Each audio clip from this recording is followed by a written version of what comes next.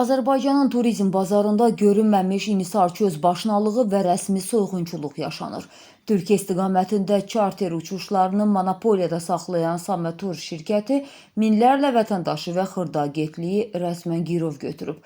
Aylar öncə pulunu tam ödəyən turistlərdən uçuşa günlər qalmış şantaj yolu ilə əlavə $60 tələb olunur.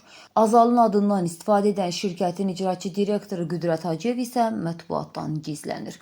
Erkən rezervasiya kampaniyası dövründə yay tətili üçün pulunu qəpik-qəpik ödəyən vətəndaşlar indi şok tələblə üzdədilər. Sametur şirkəti müqavilə şərtlərini pozaraq geriyə adam başına $60 qədər əlavə pul tələb edir. Şirkət bunu Azalın qiymət artımı ilə əlaqələndirsə də, milli daşıyıcımız rəsmi olaraq bu iddianı yalanlayıb və turoperatorun yalanını ifşa edib. Bəs sərbəst bazar qaydaları və qanun harda qaldı? İstehlakçıların hüquqları haqqında qanuna görə ödənilmiş qiymət son qiymətdir.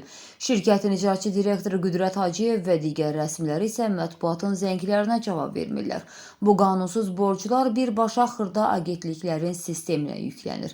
Agentliklər ya illərlə qazandıqları etibarı itirməli, ya da öz ciblərindən ödəyərək müflis olmalıdırlar.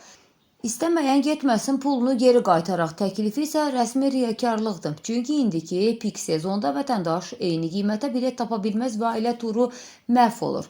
İndi hamını bir sual düşündürür. Milyonlarla manatın haqsız qazancın toplandığı bu vaxtda İnsar Dövlət Xidməti və Azərbaycan Turizm Agentliyi Assosiasiyası ara baxır. Vətəndaşlar isə çıxış yolunu 195-14 çağrı mərkəzi vasitəsilə kütləvi şəkildə şikayət etməkdə görürlər.